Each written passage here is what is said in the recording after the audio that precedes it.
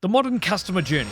It's a bit like taking a 6-year-old into a toy store at the moment. It's chaotic, it's unpredictable, he's easily distracted by the next shiny object. You know, one minute we're focused on that dinosaur that we came in for, but the next he's 3 aisles over looking at the Lego.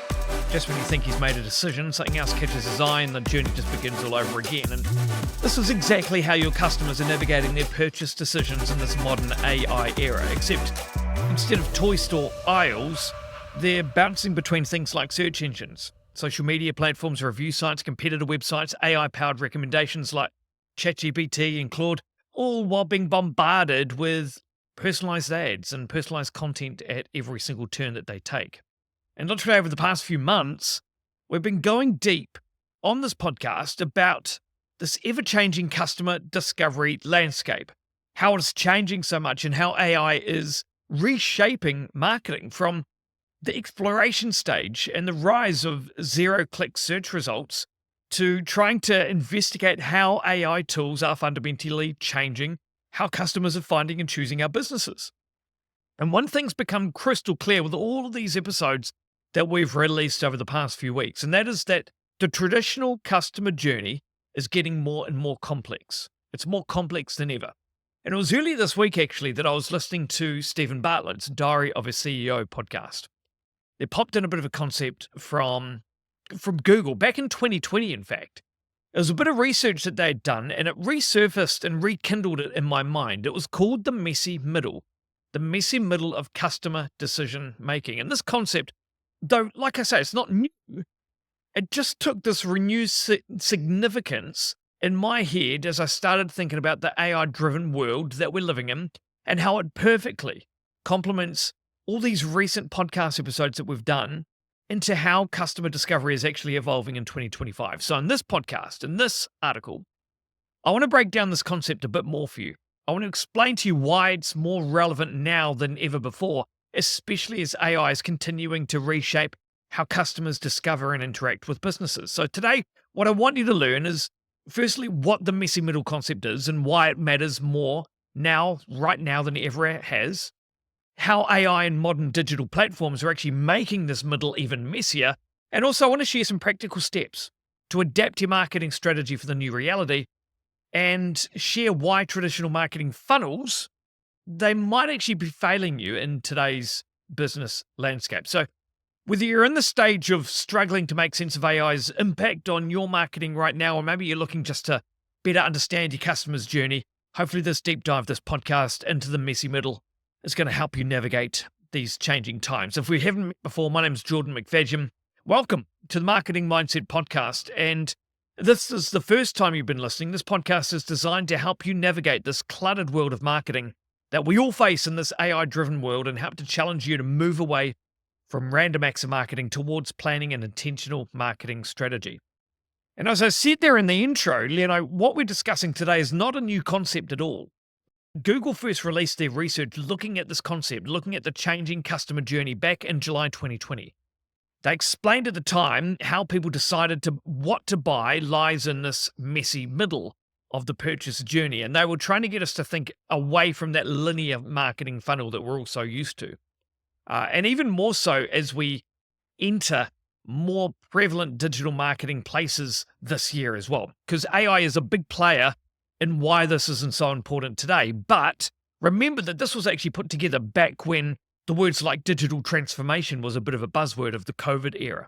And throughout that period, or throughout that COVID time, remember, people were fast changing the way that they were discovering and they were researching products and services. And this was all driven by that massive shift, that digital transformation shift towards things like the influence of social media, user-generated content, the rise of e-commerce platforms as well, and essentially the rise in confidence and learning that everyday consumers were having and the trust in their buying and doing business online, essentially. And what started as a look into like the psychological journey of customers and how they discovered your business, it soon started to actually catapult further into with the rise of AI that we've been seeing over the past few years. And I have spoken about this a lot recently as well, as I do believe that AI will continue to change, and it has changed, but it's going to continue to change how customers discover and do business with brands and with businesses. And that's why I think this concept continues to make more and more sense to me. So let's break it down. The messy middle concept. How this could be the missing piece for your marketing strategy at the moment. So what exactly is it? I'm going to start by trying to make this as simple as possible so you get a good understanding of the concept. Let's say you're in a supermarket. You're staring at dozens of products, you're scanning labels, you're looking at brands and branding, different packaging designs.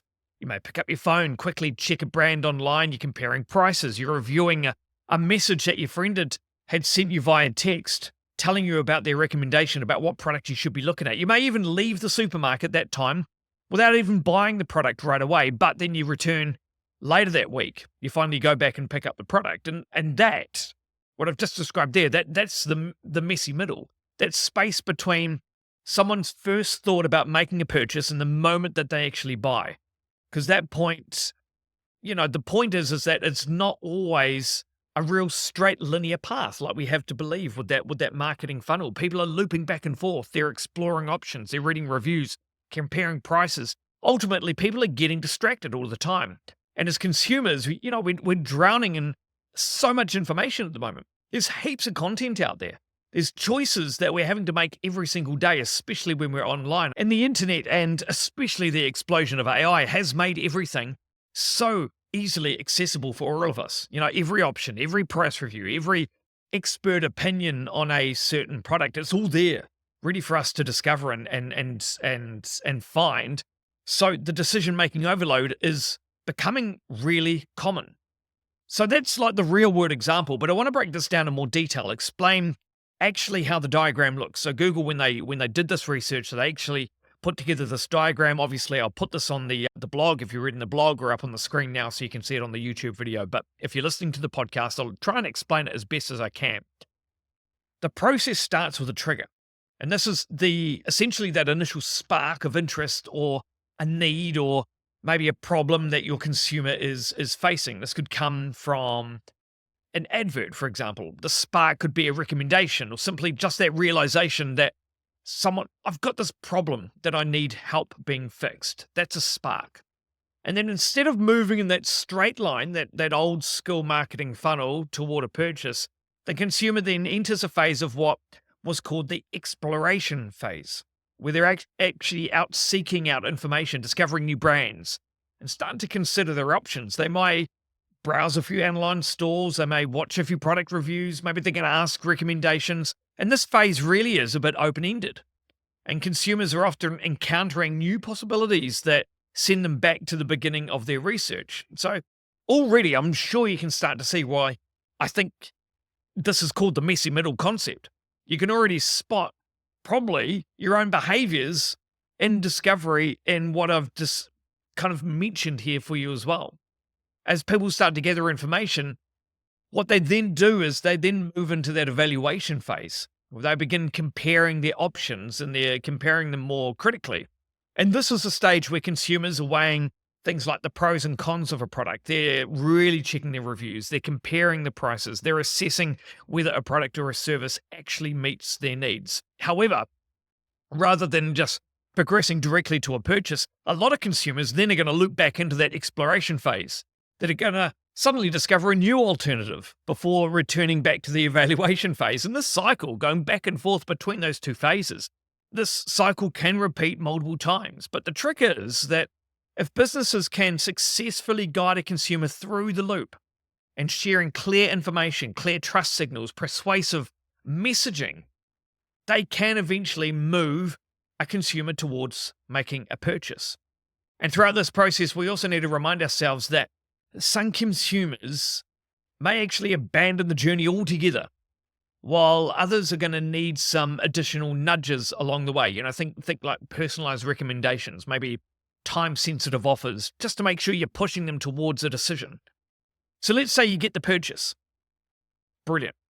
But the concept of the messy middle doesn't actually end there, because the experience stage then plays this real crucial role in actually shaping future behavior. So this is where you need to be thinking like great customer service, product satisfaction, trying to reinforce the trust and the loyalty in your business or your brand, your product, your service. And this means that Rather than starting from scratch each time, the consumer is then going to hopefully bypass that exploration, that evaluation loop that we've just discovered, and it's going to go straight to the purchase stage with a brand that they already trust. Or think about this in this way, that how can that person then help close the evaluation loop faster for any new consumers as kind of like user generated content or as a recommendation, a referral. So now hopefully you've got a bit of an understanding of the concept of the messy middle. And I'm sure you can see the messy middle is exactly that. It's pretty messy. There's endless options, reviews, information. It's easy for consumers to feel really overwhelmed by so many choices that they have out in the market. And as people, we don't really like uncertainty as well. So instead of rationally evaluating every single option, our brains, what they're actually doing is they're looking for shortcuts to help us decide faster. And these shortcuts, now these are the mental biases that we use to filter out the noise and help us move forward with a bit more confidence. And as part of Google's research into the messy middle, they also, what they did is it's a very interesting report. If you ever wanted to read the full report, you can obviously get it anywhere online. They also identified 6 key biases that play a major role in consumer decision making. And instead of you reading the whole report, I've done it for you. And I'll go through these 6 key biases now, because I think they're really interesting and it's going to help you understand how consumers are going through this messy middle and how you can adapt your marketing, your messaging to be able to get people through these loops easier. The first one was social proof.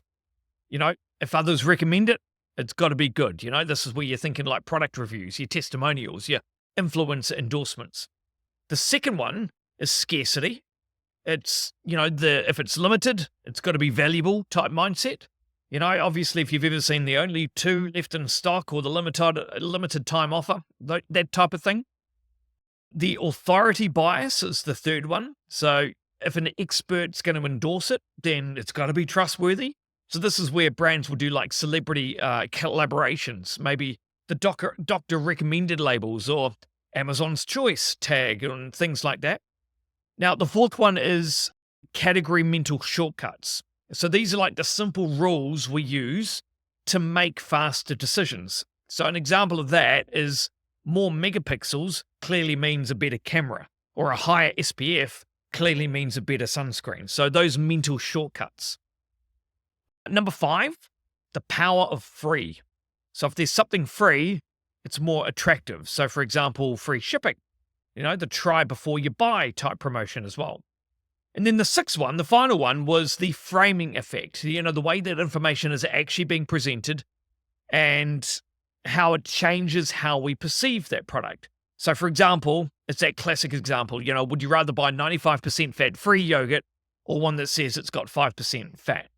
So understanding those behavioral biases is also really crucial, because it's going to show us why traditional marketing funnels are going to fail to capture the reality of modern consumer behavior. Because these 6 biases, they're not tricks. They're actually natural ways that our brains are processing decisions more easily. And as AI-driven marketing is becoming more prevalent, businesses can now actually leverage these biases ethically to guide consumers and customers through this messy middle without overwhelming them. And it's definitely not necessary to apply all of these 6 at once. I'm not saying you go out and do all 6 and then your marketing's going to be fixed. What I'm saying is think about how you can test and optimize based on your audience, based on your industry, and based on your product type. That's the key of this bit, especially as we see that the messy middle is starting to shrink, thanks to the rise of AI and more personalized marketing. So we need to make sure that we're testing and optimizing. So the big question then is, after what we're saying here, does this mean that the traditional marketing funnel, that linear funnel, is it dead? Is it gone? Well, it might not be dead, but I definitely think that it's outdated, in my view. Pretty much dead. Now, the typical marketing funnel, obviously, it's really high level, I think. It's really linear.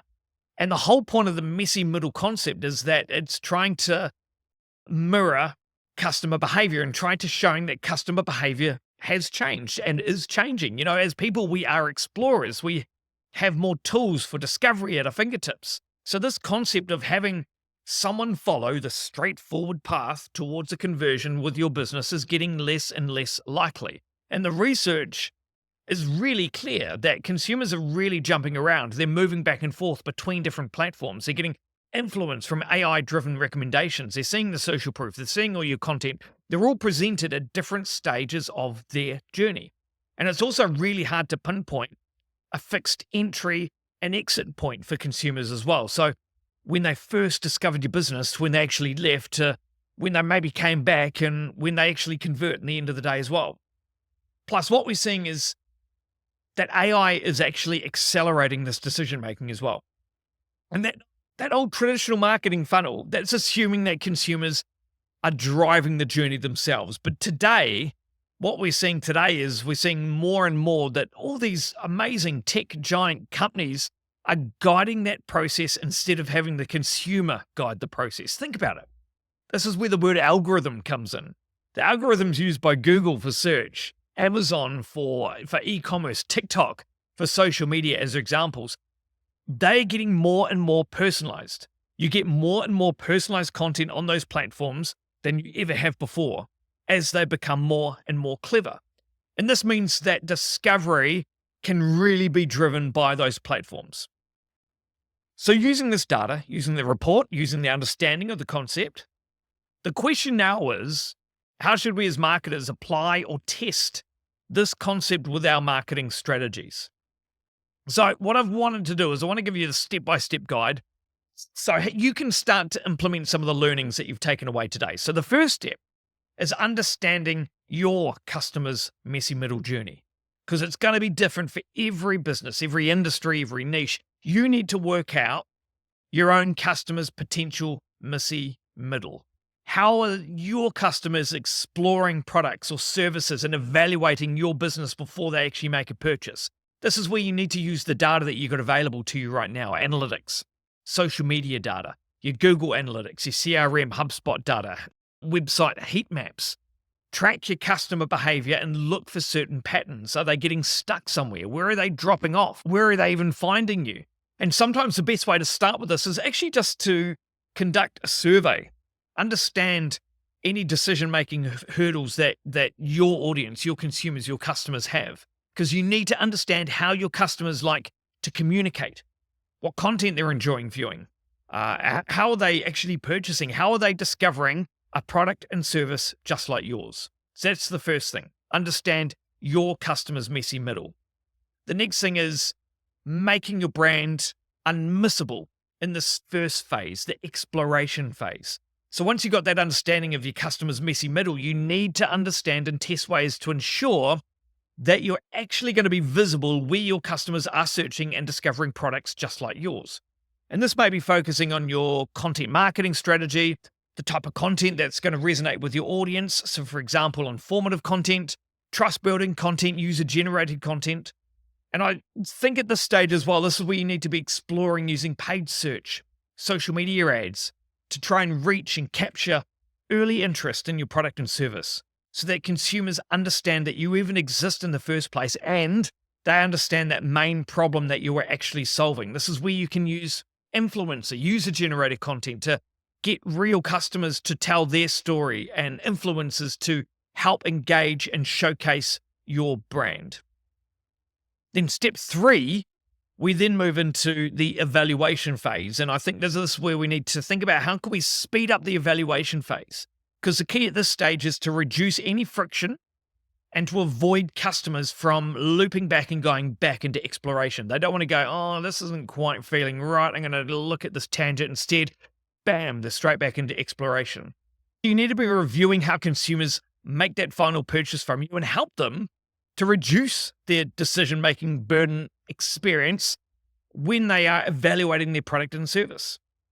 You know, research shows us that customers tend to favor brands that provide quick, clear, trustworthy signals when they're at the evaluation stage.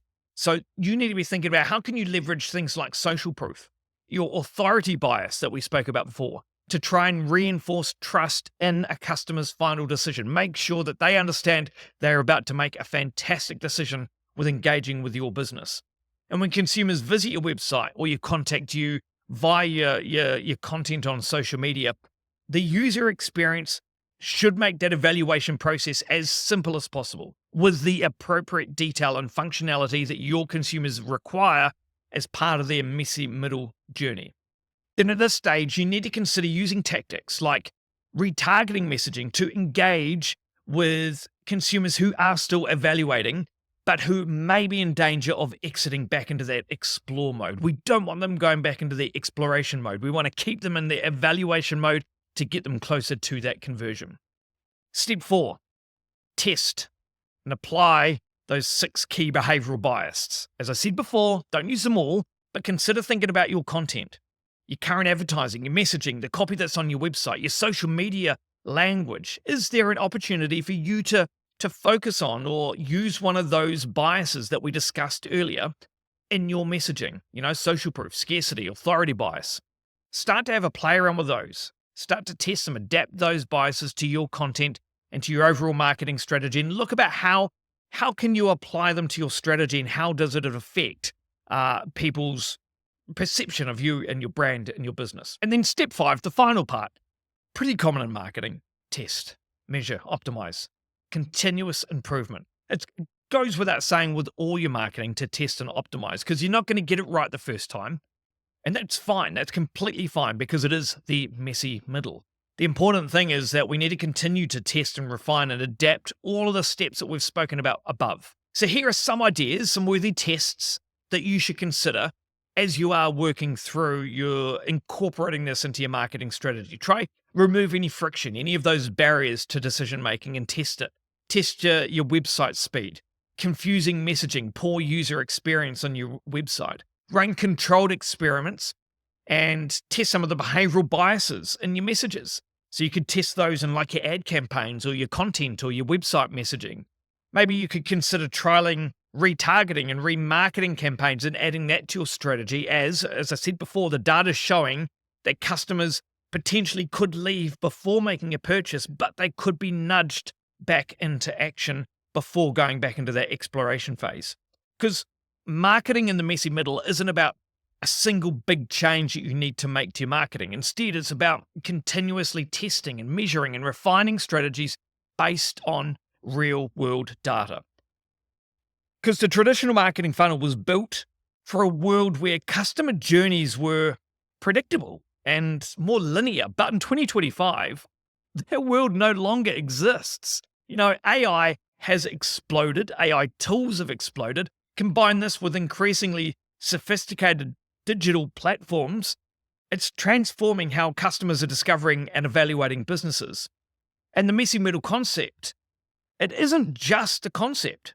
It's the reality of how your customers are actually finding and choosing businesses to work with today. And while AI is making this middle even messier, it's also providing us with new opportunities to actually connect with customers at critical moments in their journey. The key here is to stay curious about how your customers are discovering your business. Keep testing, keep measuring and adapting the approach. And most importantly, remember that in the messy middle, the path to a purchase isn't about controlling your customer's journey. It's about being there at every twist and turn along the way. Because in my eyes, the future of marketing is not a funnel. It's more a web of interconnected moments, many which soon will be powered by AI, and it's shaped by a changing consumer behavior.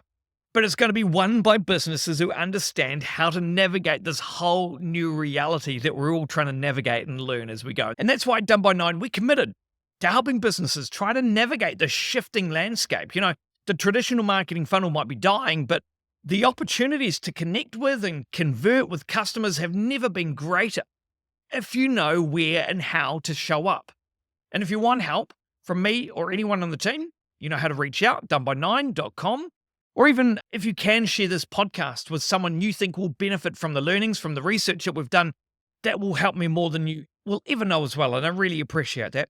And if you do want to learn some more from some of the other learnings from some of the other podcast episodes, if this is the first time you've listened to us, you can head across to our website, doneby9.com/podcast, and you'll see all our other learnings on that. You can find us on YouTube, and you can obviously find us on different podcast platforms as well. And thank you so much for tuning in once again. It's been a bit of a longer episode than we typically do, but I just found that this topic and this research was really interesting, so I really wanted to delve in. Hope you've been able to get a different perspective on the old traditional marketing funnel, and hopefully you start to lean into that messy middle just a little bit more. We look forward to seeing you on the next episode of the Marketing Mindset Podcast.